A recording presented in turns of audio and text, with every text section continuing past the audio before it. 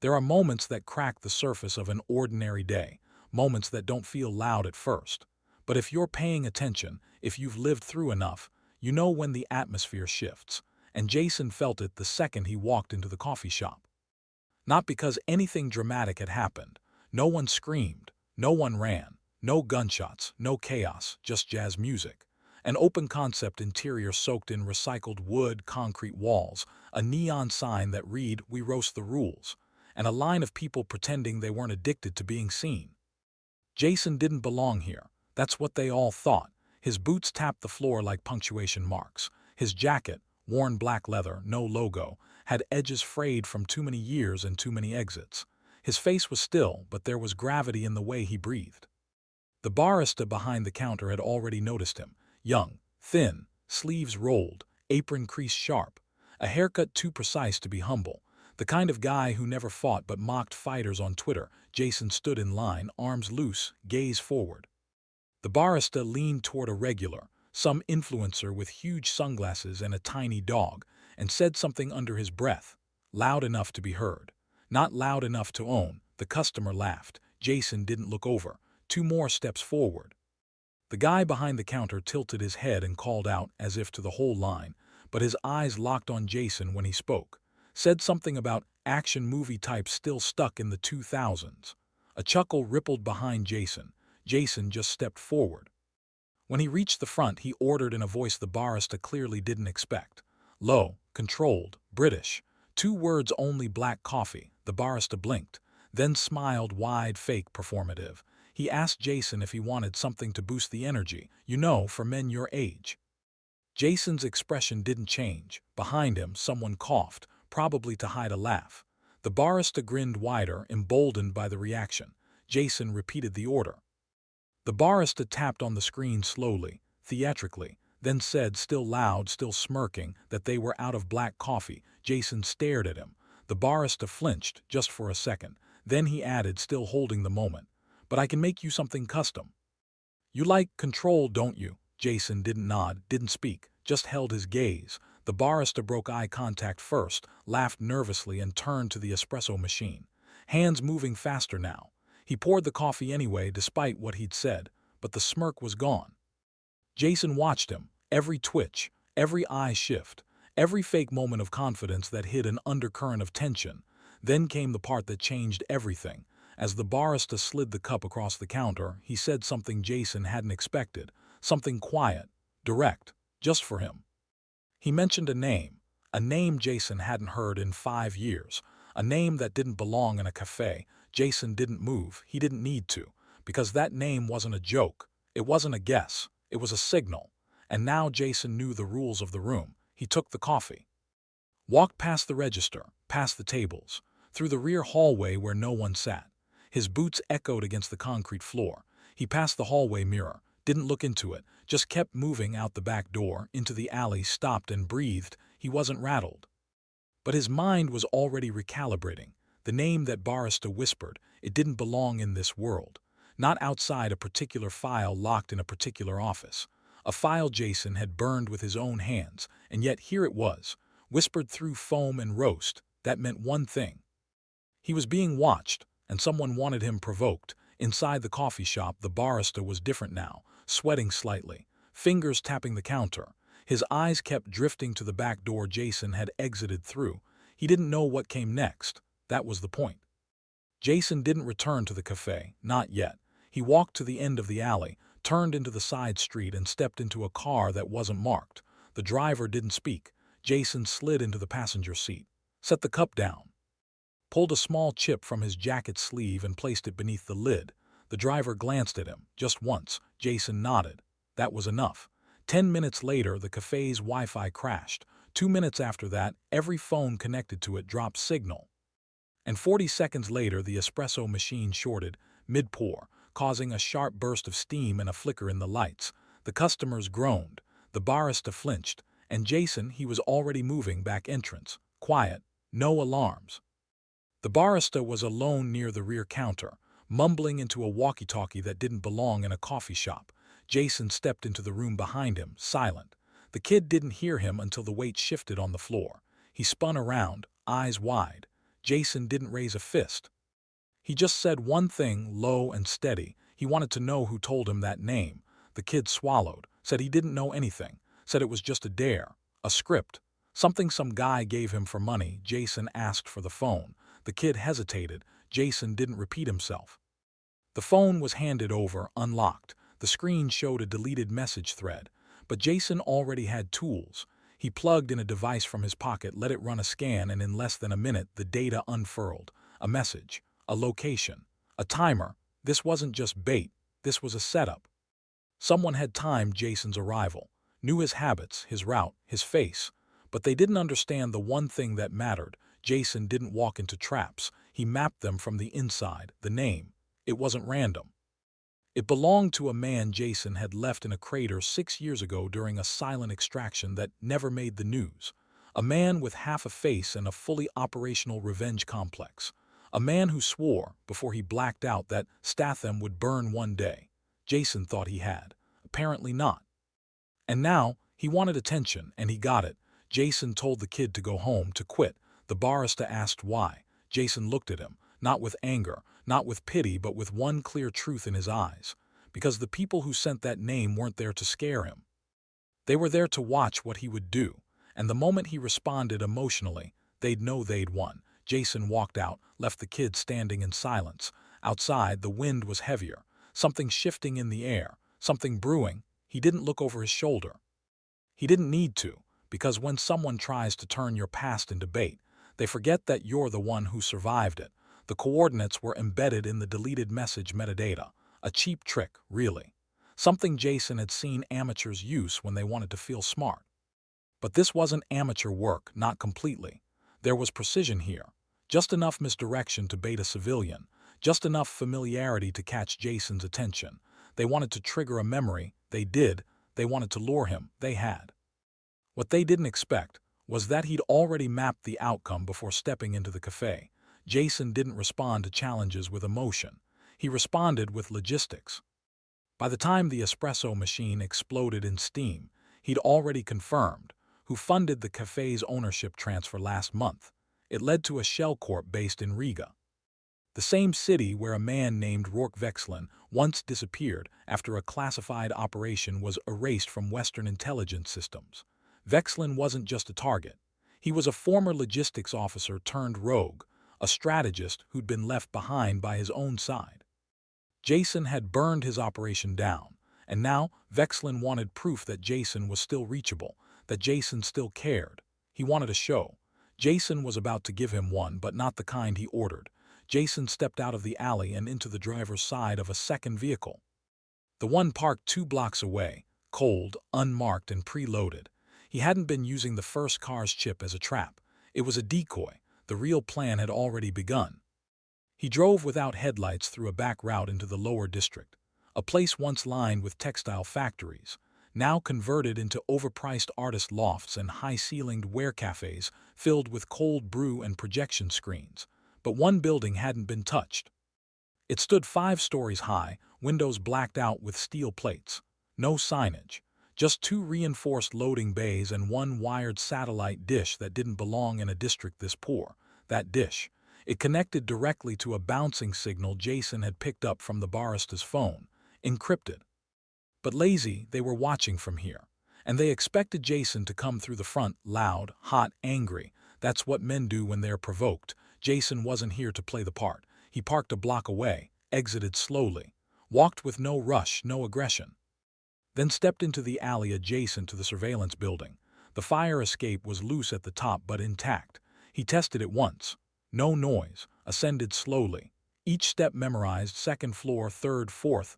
On the 5th, he stopped. Beneath the rusted metal rail, a ventilation duct protruded from the wall, just large enough to fit a man willing to dislocate his shoulder.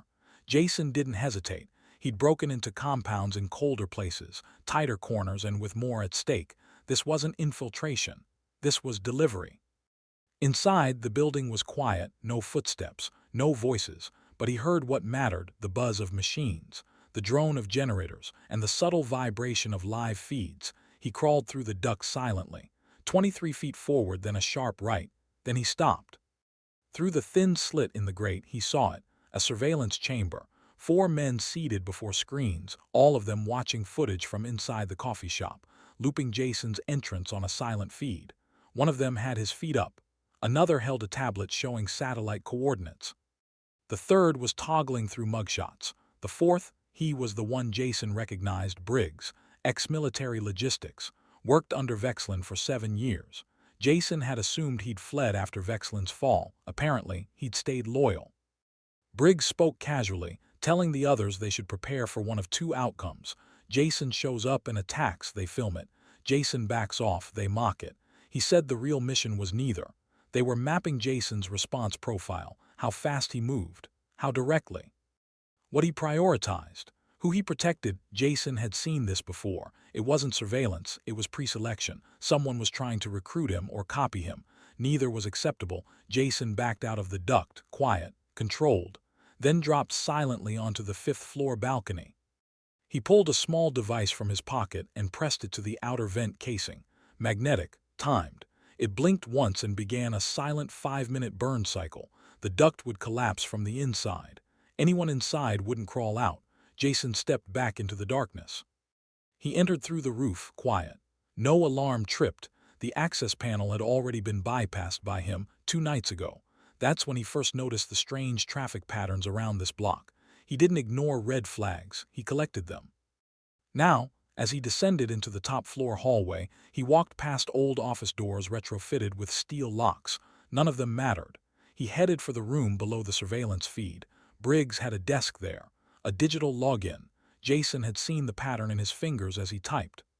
4 taps, 1 pause, 3 more. He mirrored it on the keypad. Access granted. Inside was a digital war table, 3 monitors, a wall map, a list of names. Jason scanned them fast. None of them were targets. They were candidates, men like him, women like Kyra. Operators, freelancers, rogue agents, all flagged for observation. At the top of the file, Statham J. Phase 1. Behavioral data acquisition. Jason didn't speak aloud, but the fire in his gut moved. They weren't trying to kill him. They were trying to replace him. The moment clicked. He moved faster now, but still silent, set another charge on the hard drive array, walked into the central hall, saw Briggs for real now, no glass, no grate. Jason stepped into the room. Briggs turned, stunned. He reached for a sidearm, but Jason had already moved. 1 strike, clean elbow. Briggs hit the wall, slumped. The other 3 froze. Jason locked the door behind him, looked at them one by one, no words, just eyes. One of them whispered something about not being enemies. Jason told him he wasn't there to make enemies. He was there to leave a message. He handed the man a USB drive and said if anyone ever ran this program again, if anyone tried to copy, bait, or mimic his profile, this file would hit every server across 6 black networks and name every financier involved in Phase 1. He said they had 90 seconds to decide if they believed him. Then he walked out. The fire started 5 minutes later when the charges timed out and the ventilation duct combusted from internal heat. The flames didn't rise fast, but they rose hard. Jason was already 4 blocks away, walking. Calm, no rush. He hadn't destroyed the program, he'd done worse. He let them know he saw it, and now they'd never know where he'd strike next, because Jason didn't play games, he unwrote them. Well, before we continue, if you love to hear Legends tales, or if you're just a die-hard Jason Statham fan who respects hard-earned justice, then we would love to invite you to hit that subscribe button now, because this is where stories like his live. We don't do fluff. We do justice, grit, and the kind of moments that stay with you. Back to the story.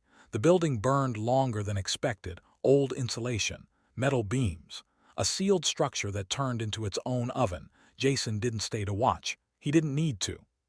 By the time the fire department arrived, the core drives were vapor. The operation, Phase 1, was reduced to half-melted wires and blackened carbon. But Jason knew it wasn't over. You don't burn the outer layer of something like this and expect the core to die. People like Vexon don't just disappear when their plans collapse. They morph, rebuild, shift their strategy. What Jason had done wasn't victory, it was a declaration, and the answer came faster than he expected. He was on a rooftop 3 miles away, watching the firelight bounce off nearby windows when the message arrived. No ringtone, no vibration, just a file that appeared on a secure drive Jason hadn't connected. The file name was a date, March 17th. He didn't open it immediately. He knew what that day was, 6 years ago. The day everything shifted. The day he left a man alive who should have been buried. The day a friend didn't come home. He opened the file, not a video, not a document, an audio recording, 4 minutes. Jason listened once, eyes still. Face unreadable, but his hands. They clenched so tight the blood stopped moving. The voice wasn't Vexlin's, it was hers. Kyra, the only operative Jason ever let get close. Not romantically, not emotionally, but close enough to read him, to understand his patterns, to speak without speaking. She had disappeared after the Montenegro mission. Presumed dead in a river explosion that Jason had watched from 20 feet away. He never found the body. Now her voice played in his ear, not frantic, not forced. Calm, controlled. She said she knew he would hear it. That she didn't have much time. That what Vexlin wanted wasn't Jason's compliance. It was Jason's legacy. She said something else, something that made Jason stop breathing for a full 3 seconds. He's building his own version of you. Not metaphorical, literal. Jason sat on the rooftop for 10 more minutes, not because he was stunned, but because he was rebuilding every mental file he had on Kyra. If she was alive and under Vexlin's control, it meant she was being used as leverage, not just physically but strategically. She knew his tactics, his fallback locations, his blind spots, and now she'd either flipped or she was leaving a trail he was meant to follow. Either way, Jason couldn't ignore it. The file had metadata, one geotag. A remote airstrip just north of Rochville, a decommissioned military facility that hadn't been operational since the late 90s. Officially, it was sealed for environmental hazard review. Unofficially, it had been scrubbed clean and left dark, perfect for a private build. Jason moved by nightfall. He didn't take a car. He took a freight line underground, slow, quiet. A system built decades ago for moving equipment and never repurposed for public use. He rode alone, sitting in the dark, listening, not to music, to the city above. To the pressure of a man walking into a place built to reflect him back. By the time the train hit the edge of Rochville, Jason already had the topography mapped. He emerged from a steel hatch in the woods just outside the airstrip perimeter. The trees were thinner than expected. Someone had cleared them recently, but not enough to stop him. He approached low through brush and gravel until the tarmac came into view. What he saw stopped him, not fear, not doubt, just the clarity of war. The old base had been converted not into a prison, not a lab. A training zone, open grounds with targets, glass walls filled with gear racks, aerial drones hovering, no sound, and in the center, walking through a set of motion drills, was a man wearing his jacket. Jason froze, not in place, in breath, the stance, the movement, the step cadence. It wasn't him, but it was close enough to bleed. The man finished a strike pattern and turned, younger, cleaner, but familiar, too familiar. Jason knew instantly they'd studied him, copied him, engineered someone who could pass at a glance. The operative was still new. Jason could tell. The fluidity wasn't there yet. The balance was off by half a second, but the eyes had already been trained. This wasn't a mock-up, it was a weapon. Jason didn't enter through the front. He circled west, found a maintenance tunnel with a ventilation shaft large enough to breach.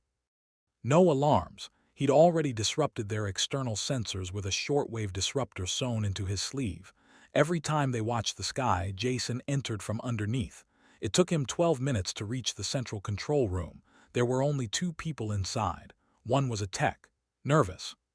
Thin, the other Kyra. She didn't turn when he entered, didn't startle. She simply said she hoped he got the file. Jason didn't answer. He scanned the room, saw monitors filled with data, his data, heat maps of old missions, bullet drop analysis, chase routes, grip strength, adrenal fatigue curves. She said Vexlin had been building for 2 years, but it hadn't worked until they scared Jason, until they saw how he moved when someone touched a nerve.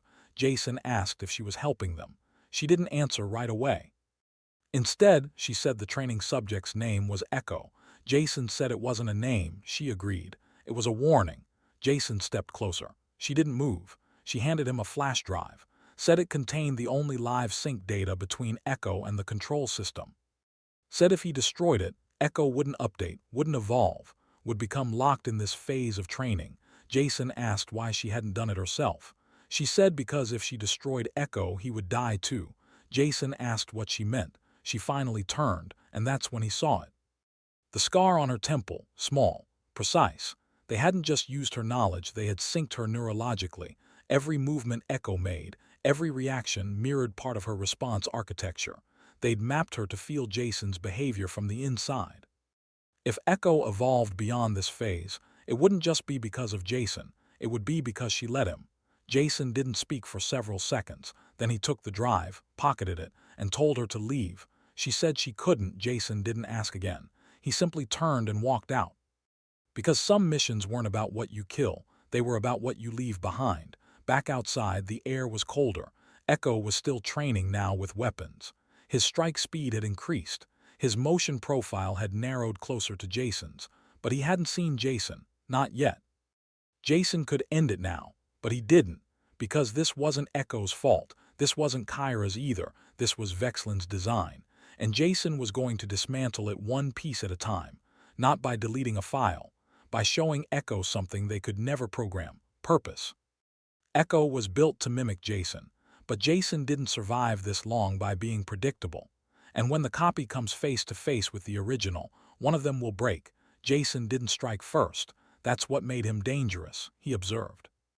Echo, the operative built to move like him, fight like him, react like him, had no idea the original blueprint was already in the shadows, watching, analyzing the flaws in real time. The boy was good, too good. Jason saw it in the weight distribution, the pivot choices, the subtle micro-corrections mid-movement. These weren't just rehearsed drills, they were lived, and they mirrored Jason's past patterns, but they weren't Jason, they lacked edge. That dangerous unpredictability that came not from training but from pain. Echo was a product, Jason was consequence. Inside the converted airstrip, the next phase of training had already begun. Jason entered silently from the west wing, taking position in the observation chamber, a glass-encased room meant for supervisors, commanders, strategists. A place Vexon had probably stood more than once, watching Echo run through scenarios. Now Jason stood in his place and waited.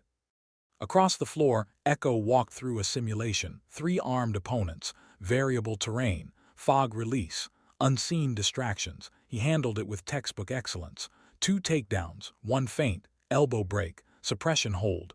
But Jason saw the mistake. He didn't check the corners.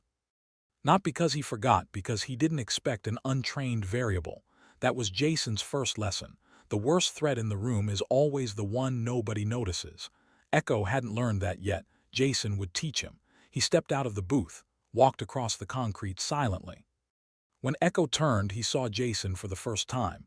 No words were exchanged, no names, no rank, just 2 sets of eyes, one calm, one calculating. Jason stepped into the ring. Echo didn't hesitate. He assumed this was another test, a higher-level opponent. He squared up fast, grounded, centered. Jason stood still, hands by his sides. Echo made the first move, and Jason led him. The first strike was fast, inside elbow to chin. Jason didn't block, he leaned, let it graze past. Echo followed with a sweep kick, standard Phase 3 approach. Jason lifted 1 foot, repositioned his weight, and pivoted away. No aggression, just correction. Echo paused, realized something was off. Jason hadn't countered. He dismissed the attack, and that got into Echo's rhythm. Next move came harder, overhand feint into a mid-body jab. Jason caught the jab and locked Echo's wrist with a grip that didn't crush, but controlled. He stepped close, whispered without speaking, "You're mirroring someone you don't understand." Then he let go. Echo stumbled back. Jason didn't follow. He didn't need to. Echo's breath changed. Not labored, confused. Jason raised 1 hand and waved it forward. "Try again." This time Echo approached slower, tried to test range. Jason moved before the attack landed. 1 pivot, 1 redirection. Echo's momentum turned against him. He landed off balance, rolled, recovered. But slower now, because Jason wasn't fighting. He was revealing. Everything Echo had trained to replicate, Jason was showing him why it failed. Echo's programming had no protocol for this. This wasn't combat, it was exposure. After 10 minutes, Echo dropped to a crouch, not in defeat. In recalibration, he stared at Jason like a machine stares at corrupted code, and then he asked something, not aloud but in posture. "What am I missing?" Jason stepped forward, sat across from him, and showed him. He drew a small coin from his pocket, old, dented, nearly black. He rolled it between his fingers.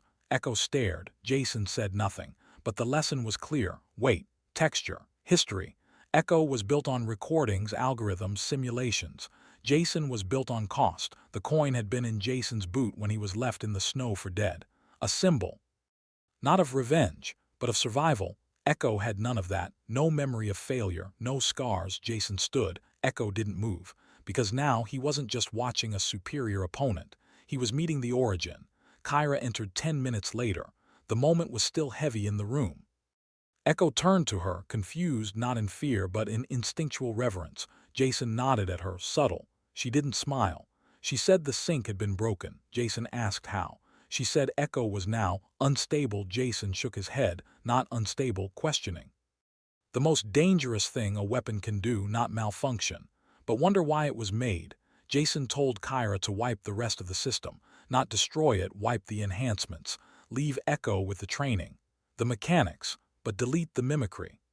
She said if she did, he'd lose most of his advantages. Jason nodded. Exactly. Let him grow without the shadow. Let him fail. Let him bleed. Let him become. Kyra asked if Jason was sure. He said if someone's going to walk in his footsteps, they better have the right to earn it. Back at the control center, Kyra started the wipe. Jason handed her the flash drive from earlier, the one she gave him in secret, said he didn't destroy it, he still might. But not yet, because he wanted Echo to know what he could have become and what he chose not to. That contrast would either make him whole or shatter him. Either way, Jason's job was done. He left the base before sunset, didn't say goodbye, didn't take a vehicle. He walked out across the old runway, boots striking faded concrete, the wind at his back, the old jacket zipped tight. He wasn't a hero, wasn't a mentor, wasn't anyone's legend. He was the man they tried to recreate and failed, because they copied the movement, but they couldn't code the reason. Jason may have walked away, but Vexon wasn't finished.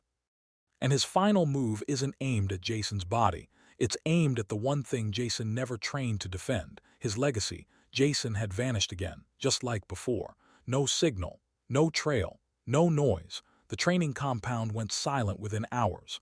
Kyra stayed behind to finalize the reset. Echo sat alone in the simulation chamber, staring at the floor like someone trying to remember a dream they never lived. And somewhere far from Rochville, Vexon watched from a bunker that didn't appear on any map.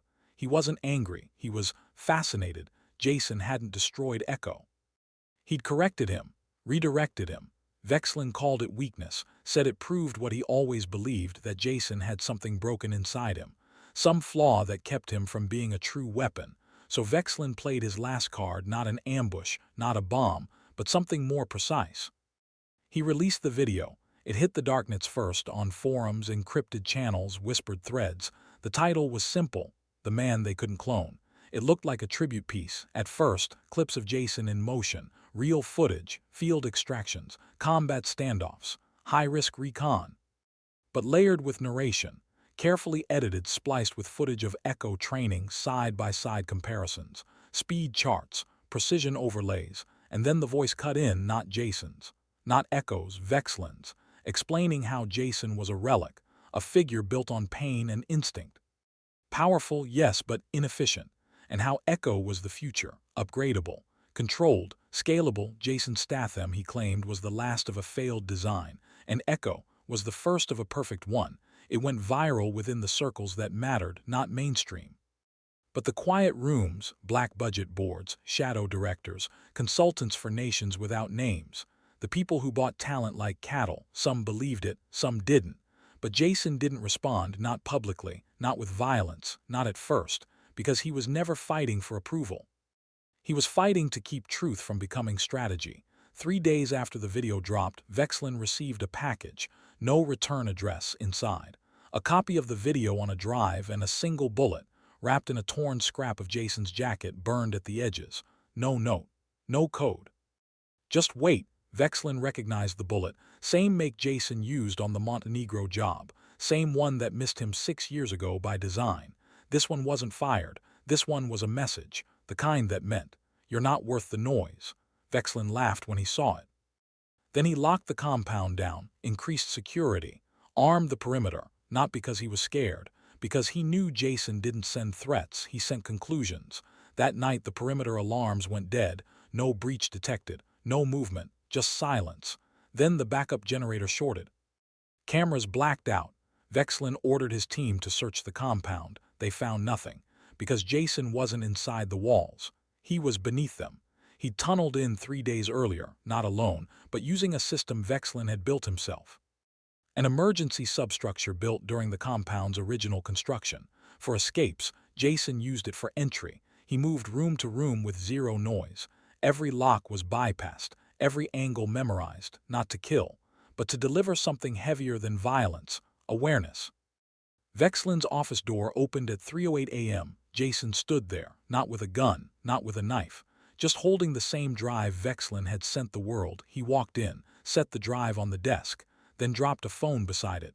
The screen glowed, showing a live feed. Echo, sparring. Not with a target, with a real opponent, someone faster, cruder, and Echo was losing. Not because he lacked skill, because he was hesitating. Jason told Vexon that Echo had begun asking questions, that the programming was unraveling, that Vexon's perfect copy had already started breaking from the inside. Vexon laughed, said that was emotion talking. Jason said nothing. He just stepped forward and revealed what was in his other hand, not a weapon, a coin, old, dented, the same coin Echo had seen. Jason placed it on the desk, then said one line, low, sharp, final, "This isn't legacy, it's residue." And he left, didn't wait for Vexon to respond, didn't need to see the panic bloom. By sunrise, Vexon was gone, not dead, just erased. His network abandoned him. His funders disconnected, because the message Jason sent wasn't personal, it was structural. He'd proved something no clone could replicate, that power isn't in movement, it's in motive. That what made Jason Statham who he was couldn't be programmed. It had to be earned. Echo left the facility 3 weeks later. No one stopped him. Kyra gave him one thing, a blank passport. He didn't use it, he walked instead, city to city, watching, listening, becoming not a copy, not a shadow, just a man. Jason disappeared again, not into hiding, into watching. Because in a world full of fakes, imitations, and systems built to control outcomes, he wanted to see if anyone still understood. That silence is not absence, that scars are not flaws, that legacy doesn't need to shout.